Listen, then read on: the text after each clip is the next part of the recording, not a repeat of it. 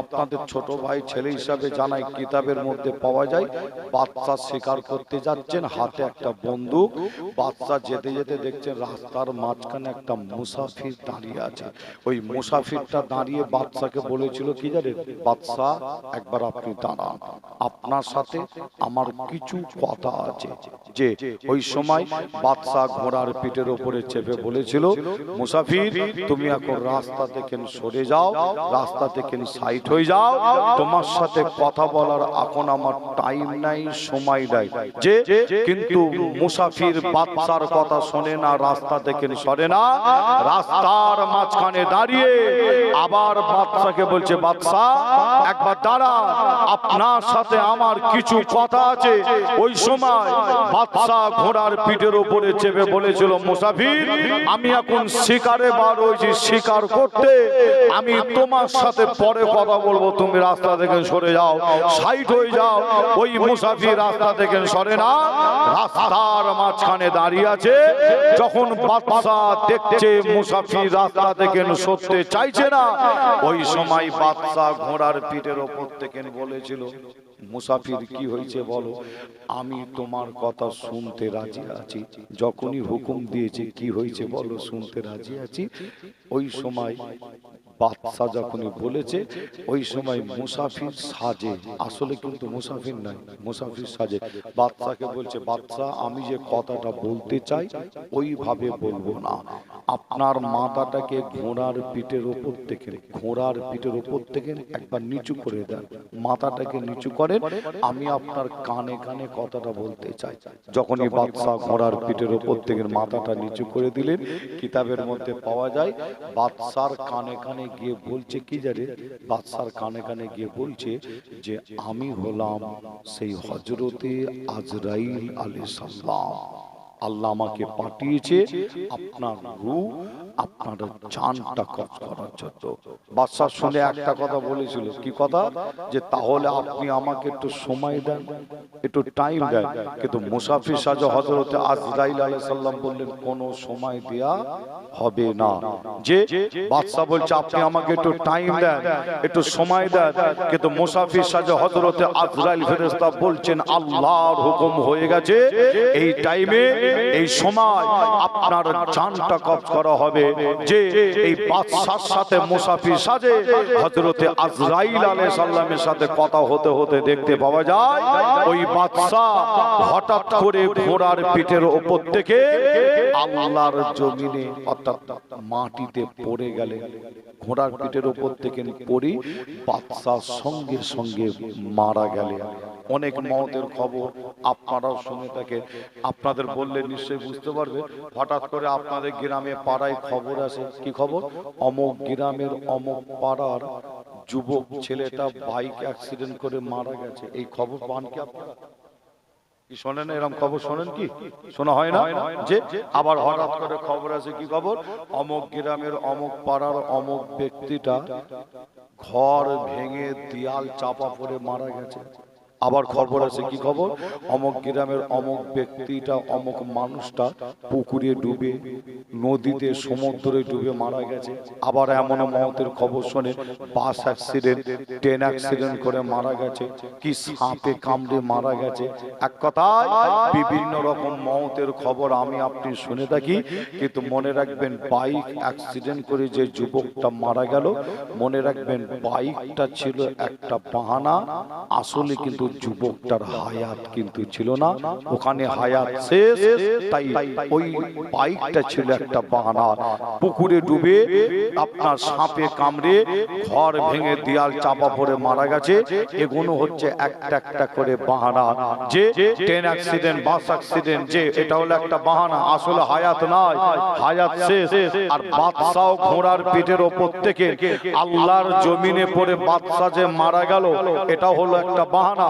আমার আল্লাহ কোরআন শরীফের মধ্যে জানালেন, কি জানালেন, আল্লাহ বললেন তোমাদের মৃত্যুর টাইম, মৃত্যুর সময় যখন হয়ে যাবে, একটা পা আগানো হবে না আর একটা পা পিছানো হবে না। ঠিক ওই টাইমে, ওই সময় তোমাদের মওতটা হয়ে যাবে। যদি আপনি প্লেনে করে যদি সফর করেন কোন দেশে, আপনার মওতের টাইম হয়ে গেছে, প্লেনের মধ্যে আমার আপনার মওত হবে। ট্রেনে করে সফর করছেন, মওতের সময় ট্রেনের ভেতরে মওত হবে, ঘরের বিছানায় শুয়ে আছেন, মওতের টাইম হয়ে গেছে, ঘরের বিছানায় আল্লাহর ডাকে আপনাকে আমাকে সাড়া দিতে হবে। তবে আপনাদের ছোট ভাই ছেলে হিসাবে আপনাদের বলে যাব যে দুনিয়া থেকে বিদায় নেওয়ার আগে যে আপনাকে আমাকে দুটো চিন্তা, দুটো ভাবনা করতে হয়। একটা চিন্তা আমরা প্রত্যেকেই করি, আর আরেকটা চিন্তা অনেকে করে, অনেকে করে না। একটা চিন্তা কি, যেটা আমি আপনি চিন্তা করি, আমার কারবারে লাভ হবে কতটা, ব্যবসাতে লাভ হবে কতটা, দোকানে লাভ হবে কতটা, চাষাবাদে লাভ হবে কতটা, এই চিন্তা আমরা প্রত্যেকেই করি। আর এই চিন্তাটা কিন্তু করা কিন্তু আমার আপনার জন্য হারাম নাই, জায়েজ জায়েজ জায়েজ। যে কিন্তু এই চিন্তার পাশাপাশি আরেকটা চিন্তা, আরেকটা ভাবনা আছে যেটা আমরা অনেকে করি না, যেটা হলো কবরের চিন্তা, আখিরাতের চিন্তা, মাহশারের চিন্তা, কিয়ামতের দিনের চিন্তা। আল্লাহর রাসূল বলেন দুনিয়ার চিন্তার পাশাপাশি আখিরাতের চিন্তাটা যে ব্যক্তিটাই করে, ওই ব্যক্তিটাই হচ্ছে একজন উত্তম ব্যক্তি। জোরে বলুন, আরো জোরে হবে না? যে আপনি অবশ্যই চিন্তা করেন আপনার দোকান আছে, লাভ হবে কতটা, কি আপনি চিন্তা করবেন না? কি করবেন না? অবশ্যই আপনি চিন্তা করুন। এখানে এমনও ভাই চাচা এসে বসেছেন ব্যবসা করে, আপনি অবশ্যই চিন্তা করুন ব্যবসায় কতটা লাভ হবে। এখানে এমনও ভাই চাচা এসে বসেছেন, অনেকে আপনারা দোকান চালান, আছে না? নয় যে আপনার দোকানে কতটা লাভ হবে, অবশ্যই আপনি চিন্তা করুন। আপনার জমিতে চাষাবাদ করেন, এখানে এমনও ভাই চাচা আছেন, আপনার জমিতে চাষাবাদে কতটা সবজিতে লাভ হবে, অবশ্যই আপনি ভাবেন। এই চিন্তা, এই ভাবনা আমার আপনার জন্য হারাম নয়, এটা জায়েজ। মা বোনেরা তারা সংসারের চিন্তা করবে, কি করবে না, এটা মা বোনেদের জন্য জায়েজ, এটা হারাম নয়। এই দুনিয়ার চিন্তার পাশাপাশি আরেকটা চিন্তা, আরেকটা ভাবনা আছে যেটা আমরা অনেকে করি না, যেটা হলো কবরের চিন্তা, আখিরাতের চিন্তা, মাহশারের চিন্তা, কিয়ামতের দিনের চিন্তা। আল্লাহর রাসূল হাদিস শরীফের মধ্যে জানান, এই দুটো চিন্তা পাশাপাশি যে ব্যক্তিটা করে, ওই ব্যক্তিটা হচ্ছে একজন উত্তম ব্যক্তি। জোরে বলুন, জোরে হবে না? আর একটু জোরে বলবেন না? মুসলমানের ঘরে ছেলে মেয়েরা, বাড়া তরুণেরা, আয়ামা নওজওয়ান যুবকেরা, পর্দার অন্তরালে মা বোনেরা, এ আমার নবী প্রেমিকেরা, তাই আমি আসিম বিল্লাহ আপনাদের ছোট ভাই, ছোট ছেলে হিসাবে আপনাদের জানিয়ে দিয়ে যায়, আমলি জিন্দেগি, আমলি ময়দান তৈরি করতে হয়। আমল যারা করেছিল তাদের দেখে আপনাকে আমাকে শিক্ষা নিতে হয়। এ নবী প্রেমিকেরা, আমলি জিন্দেগি, আমলি ময়দান যারা তৈরি করেছিল তাদের দেখে শিক্ষা নিতে হয়। আর এই আমলি জিন্দেগি, আমলি ময়দান তৈরি করতে গেলে আপনাকে আমাকে নাম্বার ওয়ান যে কাজটা করতে হয় সেটা হলো খোদাকে সিজদা দিতে হয়, নামাজ পড়তে হয়। এ নবী প্রেমিকেরা, আজ আমরা মূল জায়গা থেকে সরে গেছি। আমরা অনেকে নামাজ পড়ি না, আমরা অনেকে মসজিদে যাই না, আবার অনেকে আছে জুম্মার দিন শুক্রবারে যায় আর বাকি নামাজ আর পড়ে না।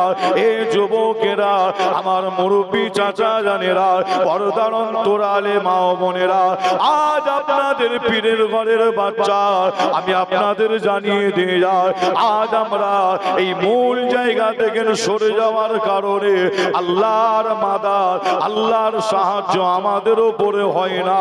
এ নবী প্রেমিকেরা, আমার আল্লাহ পাক, আমার আল্লাহ পাক সিজদার মধ্যে আল্লাহ এত মজা দিয়েছে, যারা খোদাকে সিজদা দেয় তারা জানে এই সিজদার মধ্যে, নামাজের মধ্যে আল্লাহ এত মজা দিয়েছে।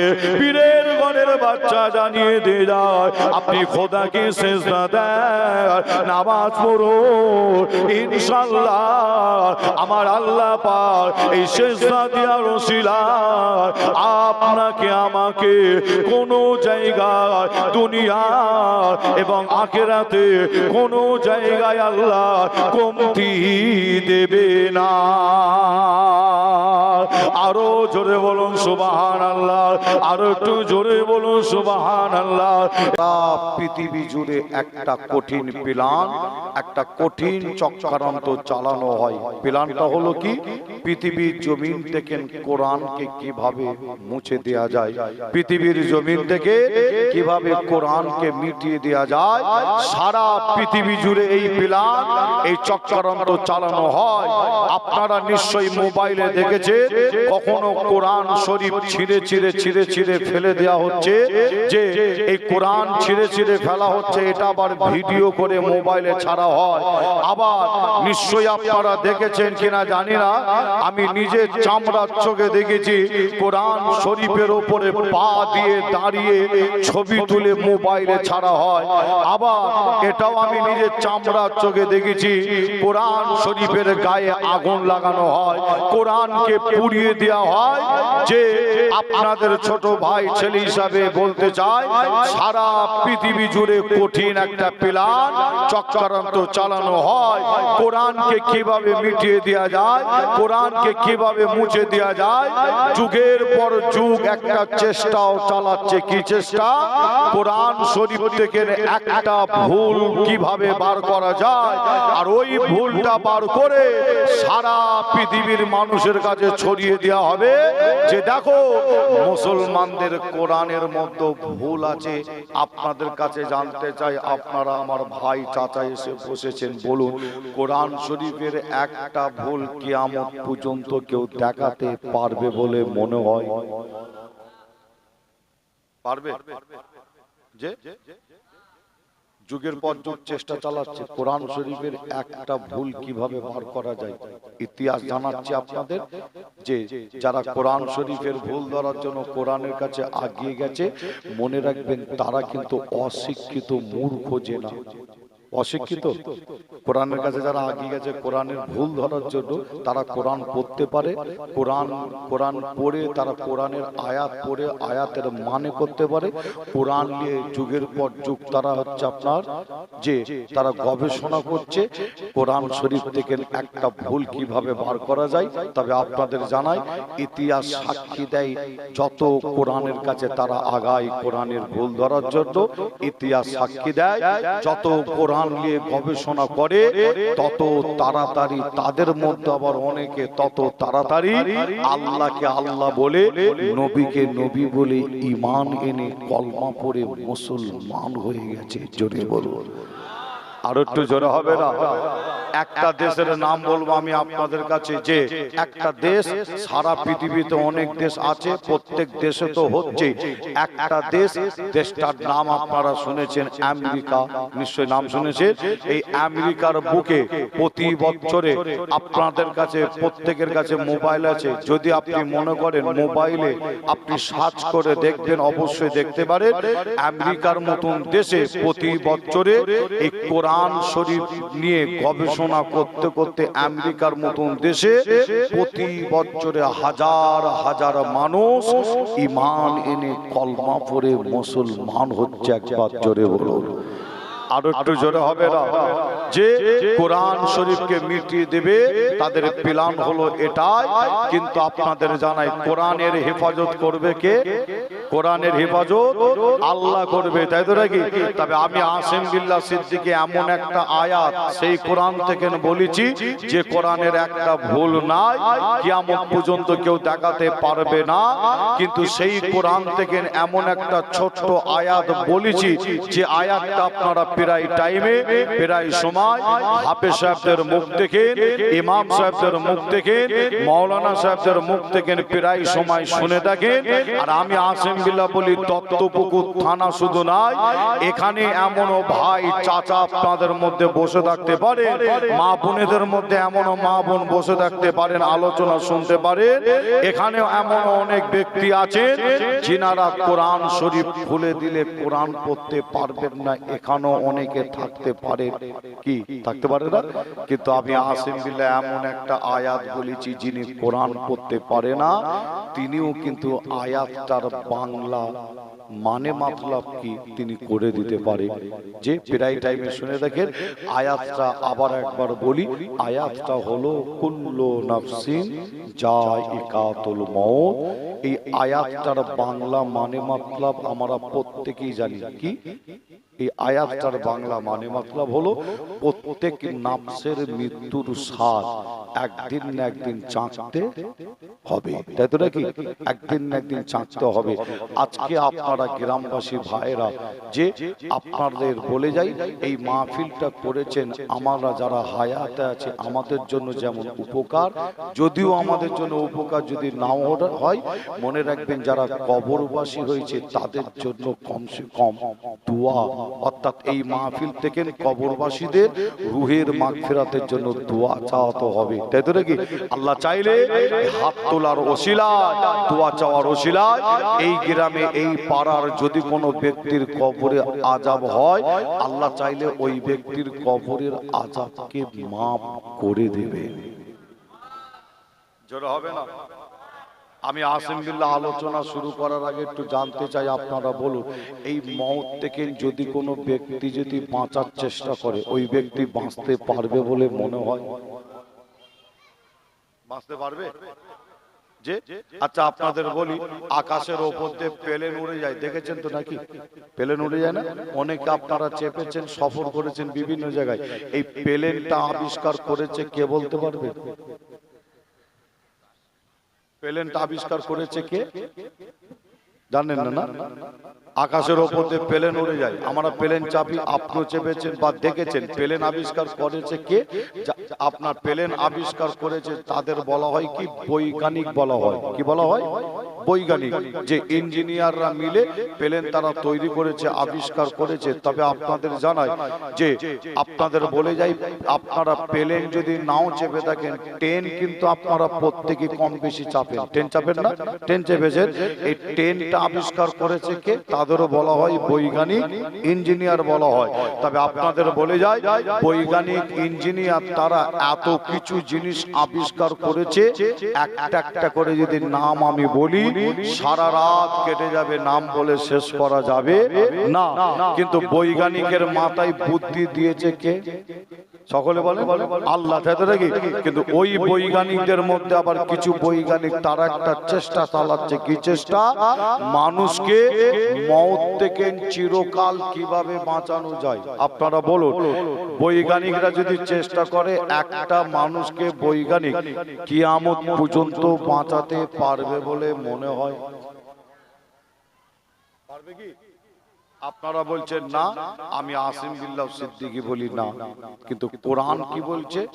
যে কোরআনের একটা ভুল কিয়ামত পর্যন্ত কেউ দেখাতে পারবে না। একটু আগে আমরা বললাম, সে কোরআন কি উত্তর দিচ্ছে দেখেন। কোরআন বলছে, আইনামা তাকুনু ইদরিকুল মউত ওয়ালাউ কুনতুম ফি বুরুজিন মুসাইয়্যিদা। যে এই আয়াতটার বাংলা মানে মতলব হলো, আল্লাহর কোরআন বলছে এই মওত থেকে বাঁচার জন্য আপনি পৃথিবীর যে কোনো কোনায় আপনি চলে যান না কেন, ওই মওত কিন্তু আমার আপনার সাথে গিয়ে ওই জায়গায় একদিন দেখা করবে। অর্থাৎ মওত কিন্তু আমার আপনার একদিন হবে। আপনি যদি মওত থেকে বাঁচার জন্য, অর্থাৎ এই গ্রামের যদি কোনো চাচা, কোনো মা বোন, কোনো ভাই যদি আমেরিকার বুকে, অস্ট্রেলিয়ার বুকে, ইংল্যান্ডের বুকে, জাপানের বুকে, তুরস্কর বুকে, পাকিস্তানের বুকে, পৃথিবীর যে কোনো কোনায় যান না কেন, আল্লাহর কোরআন বলছে ওই মওত কিন্তু আমার আপনার সাথে গিয়ে ওই জায়গায় একদিন কি করবে? দেখা করবে। আর দেখা করা মানে মওত হবে। দেখা করা মানে মওত হবে। যে আপনাদের ছোট ভাই ছেলে হিসাবে, পীরের ঘরের বাচ্চা হিসাবে আপনাদের কাছে এসেছি, তাই এতটুকুন আপনাদের বলে যাব, ফুরফুরার পীরের ঘরের বাচ্চা হিসাবে আপনারা কাজ কারবার, ব্যবসা বাণিজ্য, চাষ আবাদ করেন, দোকান চালান, মা বোনেরা সংসারে কাজ করে, যাই করেন না কেন, আমার নবীর এই একটা হাদিস একটু মনে যদি রাখতে পারে, মেনে যদি চলতে পারে, মনে যদি রাখতে পারে আর মেনে যদি চলতে পারে, ইনশাআল্লাহ আল্লাহ আপনাকে কিয়ামতের দিনে নাজাত করে আল্লাহর দয়ার জান্নাতটা নসিব করবে। জোরে বলুন, আর একটু জোরে হবে না? মুসলমানের ঘরে ছেলে মেয়েরা, বাড়া তরুণেরা, আয়ামানব জওয়ান যুবকেরা, পর্দার অন্তরালে মা বোনেরা, এ আমার নবী প্রেমিকেরা, তাই আমি আসিম বিল্লাহ আপনাদের ছোট ভাই ছোট ছেলে হিসাবে আপনাদের জানিয়ে দিয়ে যায়, আল্লাহর নবীর একটা হাদিস বলে দিয়ে যায়। আমার রাসূল বললেন বাদিরু বিল আমাল কাবলা আন তামুত। আমার নবী জানালেন বাদিরু বিল আমাল কাবলা আন তামুত। এই হাদিসটার মানে হলো কি জানেন? আমার আপনার নবী বললেন তোমাদের মৃত্যু আসার আগে, তোমাদের মওত হওয়ার আগে তোমরা যত তাড়াতাড়ি পারো ভালো কাজগুলো তাড়াতাড়ি করে নাও। আল্লাহ রাসূল বলছেন ভালো কাজ তাড়াতাড়ি করে নাও, কেননা তোমার যখন মৃত্যুর সময় হয়ে যাবে, মৃত্যুর টাইম হয়ে যাবে, আর তোমাকে ভালো কাজ করার সুযোগ দেওয়া হবে না, আর টাইম দেওয়া হবে না। এ নবী প্রেমিকেরা, আল্লাহ রাসূলের এই হাদিসটা আপনাদের কাছে যদি একটু ক্লিয়ার করে যদি বোঝাতে হয়, তাই আমি আসিম বিল্লাহ আপনাদের ক্লিয়ার করে বোঝানোর জন্য একটা ফেরেশতার নাম বলবো। ওই ফেরেশতার কাজ বা ডিউটিটা কি আপনারা বলবেন। একজন ফেরেশতা যিনার নাম হলো হযরতে আজরাইল আলাইহিস সালাম। আজরাইল ফেরেশতার কাজ কি? মানুষের রূহ জান কবজ করে। আজকে আজরাইল ফেরেশতা এই মজলিসে এসেছে, এই মাহফিলে আজকে আজরাইল ফেরেশতা এসেছে। যে ভয় খাওয়ার কোনো কারণ নাই, বোঝানোর জন্য বলছি, আমার রাসূলের হাদিসটা যাতে বুঝতে সুবিধা হয়। আজরাইল ফেরেশতা এসেছে এখানে যে আমার আপনার বা কোন এক ব্যক্তির জান কবজ করার জন্য। আর আপনি আজরাইল ফেরেশতাকে বলছেন কি আপনি এখন চলে যান। কেন চলে যান বলছেন? আপনি বলছেন আল্লাহ আমার হায়াত দিয়েছে 40 বছর। আজরাইল ফেরেশতাকে বলছেন আল্লাহ আমার হায়াত দিয়েছে 50 বছর। এই এতটা হায়াত পাওয়ার পরও রমজান মাস যখনই আসে আমি রমজান মাসে রোজা রাখি না, শুধু বসে বসে খাই। আর মানুষ জিজ্ঞাসা করলে কেন রোজা রাখিস না জিজ্ঞাসা করলে আমি খালি পেটের দোষ দিই আর বলি পেটের খুব সমস্যা, যে শরীর ভালো না, পেটের খুব সমস্যা, আমি এই বলে খালি আপনার মানুষকে আপনার ম্যানেজ করি আর আমি রোজা রাখিনি। এই 40টা বছর আল্লাহ আমার হায়াত দিয়েছে। আজরাইল ফেরেশতাকে বলছেন 50 বছর হায়াত আল্লাহ দিয়েছে। এত হায়াত পাওয়ার পরও আমি কিন্তু রোজা রাখিনি। আপনি আমার এখন জান কবজ করবেন না, আপনি একটু এখন ফিরে যান, আমার পরে জান কবজ করবেন। আমাকে সময় দেন, টাইম দেন। এ বছরে রোজা খুব কাছাকাছি চলে এসেছে, আমার জান কবজ এখন করবেন না। আপনারা জানেন তো নাকি রোজা খুব কাছাকাছি, তাই তো নাকি? রমজান আল্লাহ কাছে খুব কাছাকাছি, আর আপনি আজরাইল ফেরেশতাকে বলছেন এই কিছুদিন পরে রোজা, আমাকে একটু সুযোগ দেন, টাইম দেন, এবারে খালি আমি রোজাই রেখে যাব। দুনিয়ার কোনো চিন্তা ভাবনা মনের মধ্যে রাখবো না, খালি রোজাই রাখবো। কেন রোজা অনেক রাখিনি তো রোজাই রাখবো। বলুন আজরাইল ফেরেশতাকে এই কথাটা বলার পরে আজরাইল ফেরেশতা ফিরে যাবে বলে মনে হয়? আজরাইল ফেরেশতা ফিরে যাবে? ফিরে যাবে না কেন? আপনি তো রোজা রাখবেন। রোজা রাখা ভালো না খারাপ? ভালো কাজ না? আজরাইল ফেরেশতার কাছে আপনি রোজা রাখার জন্য সময় চাইছেন, কি আজরাইল ফেরেশতা সময় দেবে না? যে যদি বলেন ফুরফুরা শরীফের পীরজাদা এসেছে এখন আলোচনা করছে আমাদের গ্রামে পাড়ায়, আপনি আমার জান কবজ করতে এলেন, এখন আপনি এখন চলে যান, পরে আসবেন। এখন ফুরফুরার পীরজাদা আলোচনা করছে, তিনার আলোচনা শুনছি। বলুন আজরাইল ফেরেশতা ফুরফুরার পীরজাদার কথা শুনে ফিরে যাবে মনে হয় নাকি? যাবে না? আচ্ছা পীরজাদা বাদ দেন, যদি বলেন পীর সাহেব এসেছে, কাজে লাগবে? যে দুনিয়ার যত বড় পীর এসুক আর যত বড় পীরজাদা এসুক আর যেই এসুক, কোন সুযোগ আর আপনাকে আমাকে দেয়া হবে না এবং দেবে না। তাই আল্লাহর রাসূল বলছেন তোমাদের মৃত্যু আসার আগে বাদিরু বিল আমাল কাবলা আন তামুত, মওত আসার আগে যত তাড়াতাড়ি পারো ভালো কাজগুলো তাড়াতাড়ি করে নাও। জোরে বলুন, আর একটু জোরে হবে না? মুসলমানের ঘরে ছেলে মেয়েরা, বাড়া তরুণেরা, আয়ামা নওজওয়ান যুবকেরা, পর্দার অন্তরালে মা বোনেরা, এ নবী প্রেমিকেরা, তাই আমি আসিম বিল্লাহ আপনাদের ছোট ভাই, ছোট ছেলে হিসাবে আপনাদের জানিয়ে দেয়, আজ আপনারা এই মাহফিলে এসে বসেছে। এর আগের বছরে এই মাহফিলে বসে আপনার পাশে বসে এমনও ব্যক্তি সুবহানাল্লাহ বলেছিল, আপনার পাশে বসে এমনও ব্যক্তি আলহামদুলিল্লাহ বলেছিল, আপনার পাশে বসে এমনও ব্যক্তি নারে তাকবীর আল্লাহু আকবার দিয়েছিল। আজ কিন্তু আপনার পাশে ওই ব্যক্তিটা নাই। কোথায়? কারো আব্বা জান হতো, কারো আম্মা জান হতো, কারো নানা নানি দাদা দাদি হতো, কারো ভাই বোন স্বামী স্ত্রী হতো। আজ কিন্তু তারা আপনার পাশে নাই। কোথায়?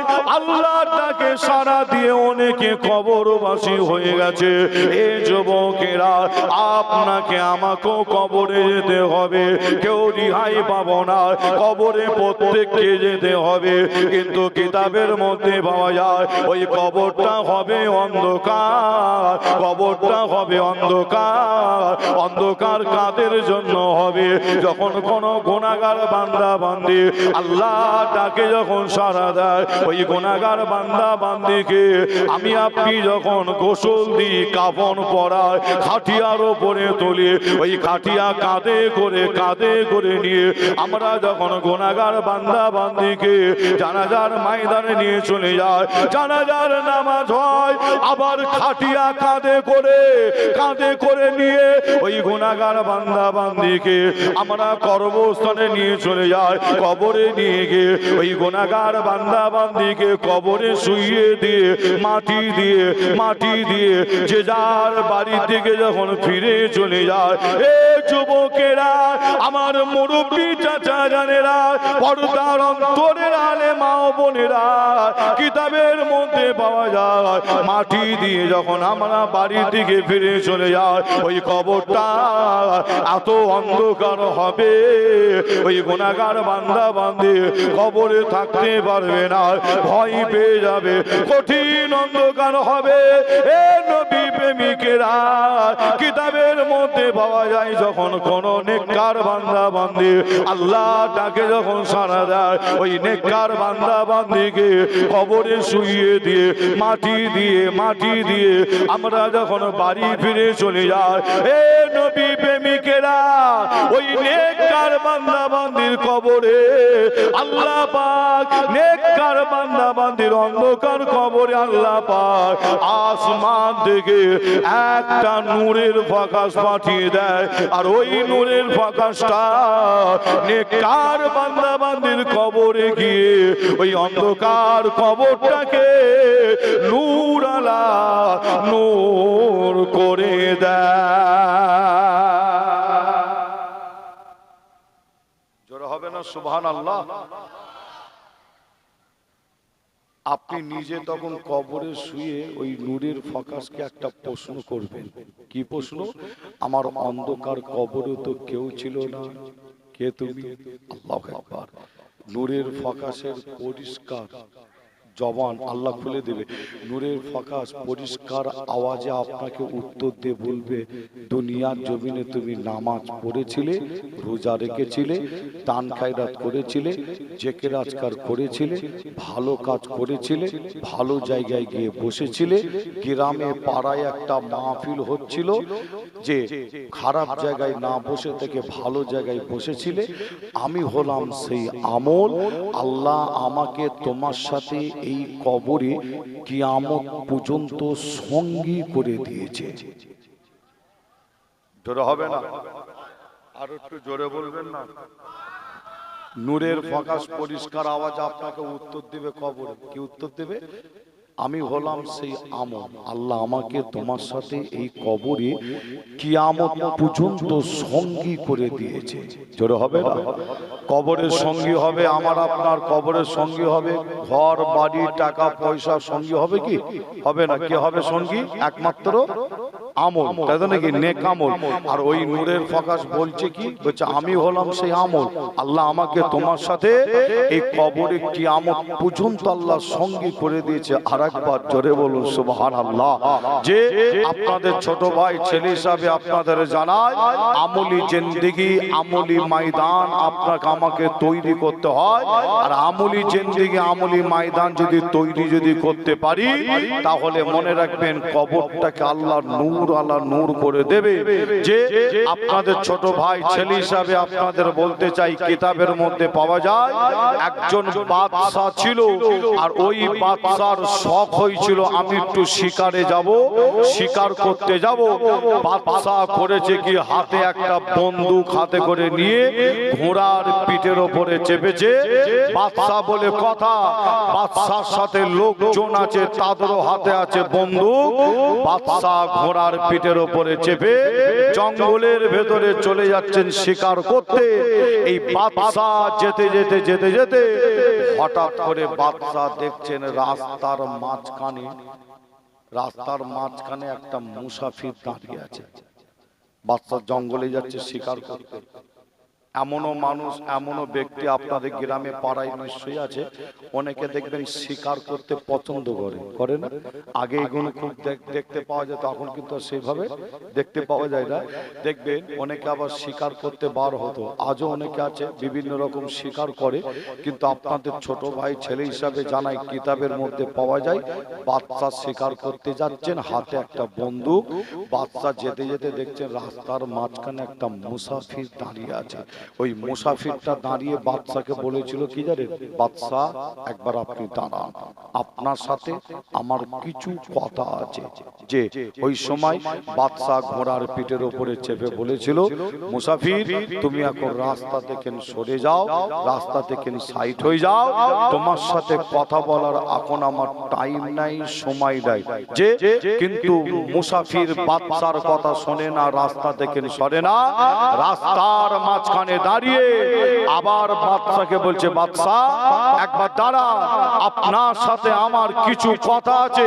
ওই সময় বাদশা ঘোড়ার পিঠের উপরে চেপে বলেছিল, মুসাফির আমি এখন শিকারে বার হয়েছি শিকার করতে, আমি তোমার সাথে পরে কথা বলবো, তুমি রাস্তা থেকে সরে যাও, সাইড হয়ে যাও। ওই মুসাফির রাস্তা থেকে সরে না, রাস্তার মাঝখানে দাঁড়িয়ে আছে। যখন বাদশা দেখছে মুসাফির রাস্তা থেকে সরতে চাইছে না, ওই সময় বাদশা ঘোড়ার পিঠের ওপর থেকে বলেছিল, মুসাফির কি হয়েছে বলো, আমি তোমার কথা শুনতে রাজি আছি, যখনই হুকুম দিয়েছে কি হয়েছে বলো, শুনতে রাজি আছি।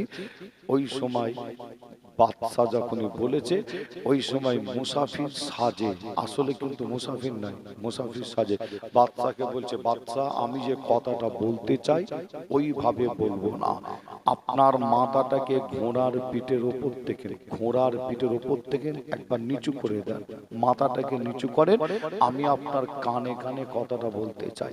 যখনই বাদশা ঘোড়ার পিঠের ওপর থেকে মাথাটা নিচু করে দিলেন, কিতাবের মধ্যে পাওয়া যায় বাদশার কানে কানে গিয়ে বলছে কি জানে, বাদশার কানে কানে গিয়ে বলছে যে আমি হলাম সেই হযরতে আজরাইল আলাইহিস সালাম, আল্লাহ আমাকে পাঠিয়েছে আপনার রূহ, আপনার জানটা কবজ করার জন্য। বাদশা শুনে একটা কথা বলেছিল, কি কথা, যে তাহলে আপনি আমাকে একটু সময় দেন, একটু টাইম দেন। কিন্তু মুসাফির সাজে হযরতে আজরাইল আলাইহিস সালাম বললেন কোনো সময় দেয়া হবে না।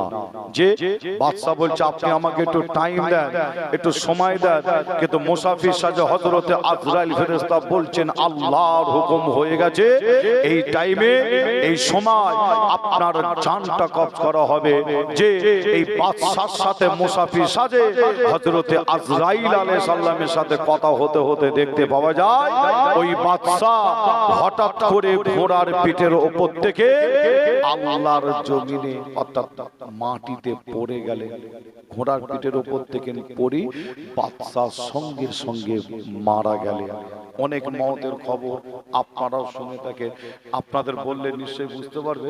হঠাৎ করে আপনাদের গ্রামে পাড়ায় খবর আসে, কি খবর, অমুক গ্রামের অমুক পাড়ার যুবক ছেলেটা বাইক অ্যাক্সিডেন্ট করে মারা গেছে। এই খবর পান কি আপনারা?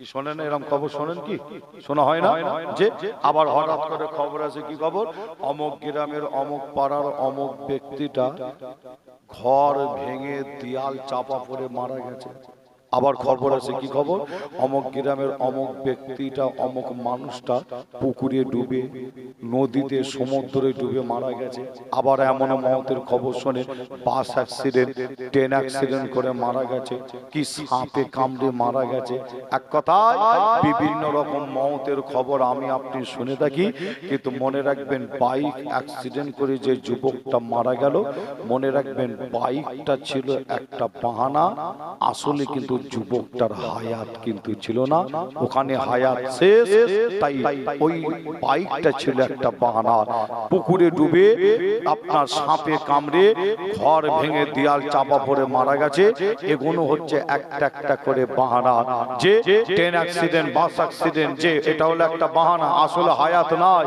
হায়াত শেষ আর বাদশা ঘোড়ার পিঠের ওপর থেকে আল্লাহর জমিনে পড়ে বাদশা যে মারা গেল এটা হলো একটা বাহানা আমার আল্লাহ কোরআন শরীফের মধ্যে জানালেন কি জানালেন আল্লাহ বললেন তোমাদের মৃত্যুর টাইম মৃত্যুর সময় যখন হয়ে যাবে একটা পা আগানো হবে না আর একটা পা পিছানো হবে না ঠিক ওই টাইমে ওই সময় তোমাদের মওতটা হয়ে যাবে যদি আপনি প্লেনে করে যদি সফর করেন কোন দেশে আপনার মওতের টাইম হয়ে গেছে প্লেনের মধ্যে আমার আপনার মওত হবে ট্রেনে করে সফর করছেন মওতের সময় ট্রেনের ভেতরে মওত হবে ঘরের বিছানায় শুয়ে আছেন মওতের টাইম হয়ে গেছে ঘরের বিছানায় আল্লাহর ডাকে আপনাকে আমাকে সাড়া দিতে হবে তবে আপনাদের ছোট ভাই ছেলে হিসাবে আপনাদের বলে যাব যে দুনিয়া থেকে বিদায় নেওয়ার আগে যে আপনাকে আমাকে দুটো চিন্তা দুটো ভাবনা করতে হয় একটা চিন্তা আমরা প্রত্যেকেই করি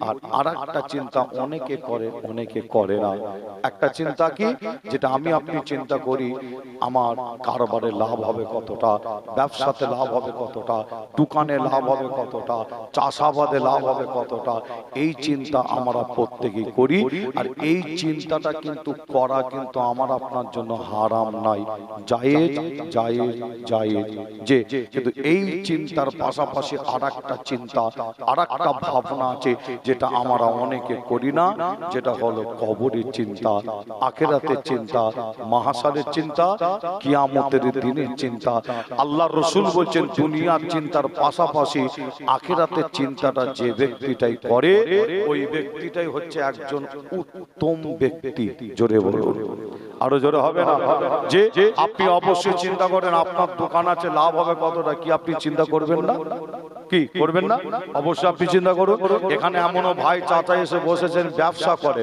আপনি অবশ্যই চিন্তা করুন ব্যবসায় কতটা লাভ হবে এখানে এমনও ভাই চাচা এসে বসেছেন অনেকে আপনারা দোকান চালান আছে না নয় যে আপনার দোকানে কতটা লাভ হবে অবশ্যই আপনি চিন্তা করুন আপনার জমিতে চাষাবাদ করেন এখানে এমনও ভাই চাচা আছেন আপনার জমিতে চাষাবাদে কতটা সবজিতে লাভ হবে অবশ্যই আপনি ভাবেন এই চিন্তা এই ভাবনা আমার আপনার জন্য হারাম নয় এটা জায়েজ মা বোনেরা তারা সংসারের চিন্তা করবে কি করবে না এটা মা বোনেদের জন্য জায়েজ এটা হারাম নয় এই দুনিয়ার চিন্তার পাশাপাশি আরেকটা চিন্তা আরেকটা ভাবনা আছে যেটা আমরা অনেকে করি না যেটা হলো কবরের চিন্তা আখিরাতের চিন্তা মাহশারের চিন্তা কিয়ামতের দিনের চিন্তা আল্লাহর রাসূল হাদিস শরীফের মধ্যে জানান এই দুটো চিন্তা পাশাপাশি যে ব্যক্তিটা করে ওই ব্যক্তিটা হচ্ছে একজন উত্তম ব্যক্তি জোরে বলুন জোরে হবে না আর একটু জোরে বলবেন না মুসলমানের ঘরে ছেলে মেয়েরা বাড়া তরুণেরা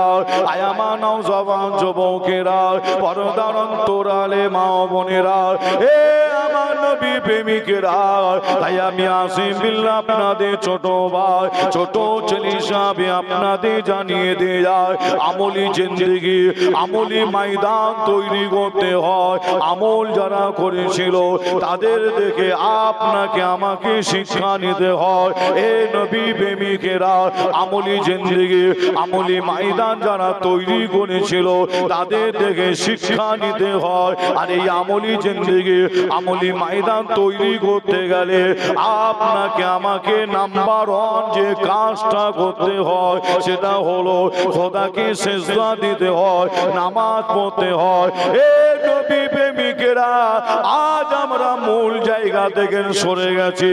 আমরা অনেকে নামাজ পড়ি না, আমরা অনেকে মসজিদে যাই না, আবার অনেকে আছে জুম্মার দিন শুক্রবারে যায় আর বাকি নামাজ আর পড়ে না। এ যুবকেরা, আমার মুরব্বী চাচা জানেরা, পর্দার অন্তরালে মা ও বোনেরা, আজ আপনাদের পীরের ঘরের বাচ্চা আমি আপনাদের জানিয়ে দিয়ে যাই, আজ আমরা এই মূল জায়গা থেকে সরে যাওয়ার কারণে আল্লাহর মাদাদ, আল্লাহর সাহায্য আমাদের উপরে হয় না।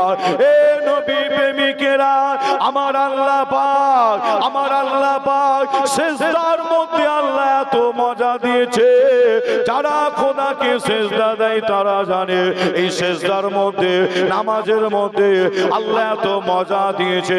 পীরের ঘরের বাচ্চা জানিয়ে দিয়ে যায়, আপনি খোদাকে সিজদা দেন, নামাজ পড়ো, ইনশাআল্লাহ আমার আল্লাহ পাক এই সিজদা দেওয়ার ওসিলায় আপনাকে আমাকে কোন জায়গায়, দুনিয়া এবং আখিরাতে কোন জায়গায় আল্লাহ কমতি দেবে না। আরো জোরে বলুন সুবহানাল্লাহ, আরো একটু জোরে বলুন সুবহানাল্লাহ।